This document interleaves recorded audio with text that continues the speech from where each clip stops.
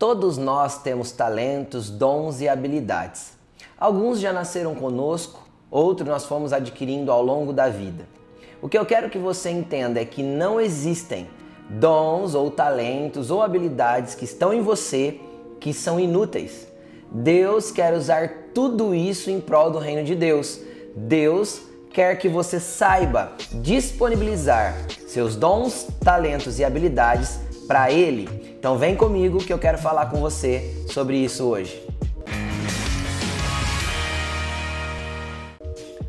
Quero começar lendo com você o texto que está em 1 Samuel, capítulo 13, versículo 19. Olha o que diz.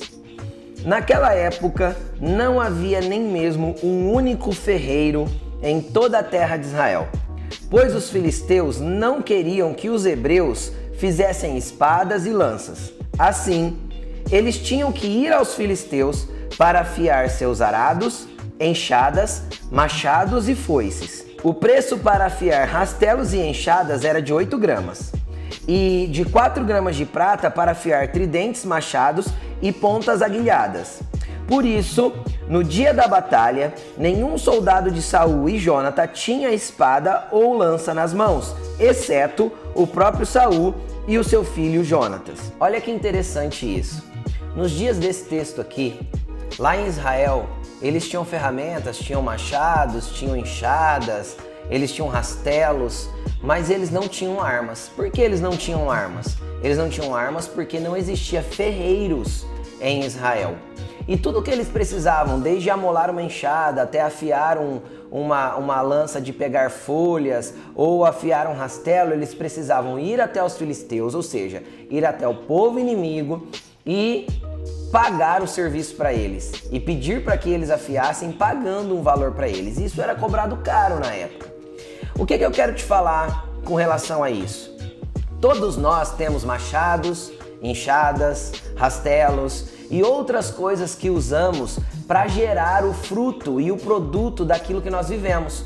Todos nós temos ferramentas em nós, que são nossos dons, nossas habilidades e nossos talentos, que no nosso dia a dia é usado para produzir alguma coisa, trazendo recurso para casa, trazendo dinheiro, trazendo algum benefício para nossa casa, para nossa vida e para nossa família. Só que Deus quer também que nós usemos esses mesmos talentos, essas mesmas habilidades para poder fazer a obra dele e nos desenvolver no reino dele.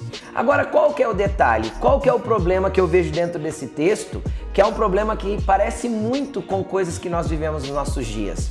Por muitas vezes nós temos pego aquilo que Deus depositou dentro de nós, de habilidades, de talentos, e temos entregado na mão do inimigo e deixado ele afiar essa ferramenta para nós. Ou seja, essa ferramenta será moldada nos padrões do inimigo e não nos padrões de Deus. Muitas vezes nós pegamos ferramentas que podem ser um instrumento poderoso no reino de Deus e deixamos o inimigo usar, deixamos com que o inimigo a molde, deixamos com que o ambiente da vida, a cultura deste século, o jeito que as pessoas enxergam as coisas, como o mundo rege todas as situações e todas as respostas que temos que dar diante de uma sociedade, nós deixamos que o inimigo venha moldar, que o padrão de mente e a cultura deste tempo venha moldar as nossas ferramentas para que nós não venhamos utilizá-las conforme é a vontade de Deus, mas sim conforme aquilo que o mundo nos impõe, que o inimigo nos impõe, que a situação de aperto nos impõe, e nós acabamos ficando vulneráveis a não ter as nossas ferramentas disponibilizadas para o reino de Deus. Eu quero te alertar de uma coisa. Qual foi o problema dos israelitas viverem isso aqui? O problema é que uma guerra surgiu e o inimigo era justamente os filisteus. Então aqui nós achamos duas coisas muito sérias. Primeiro, eles não tinham ferreiros, eles não tinham pessoas capacitadas, eles não tinham pessoas preparadas com talentos necessários para fazer espadas, lanças e escudos, ou seja, coisas que eram extremamente necessárias para uma guerra naquele tempo.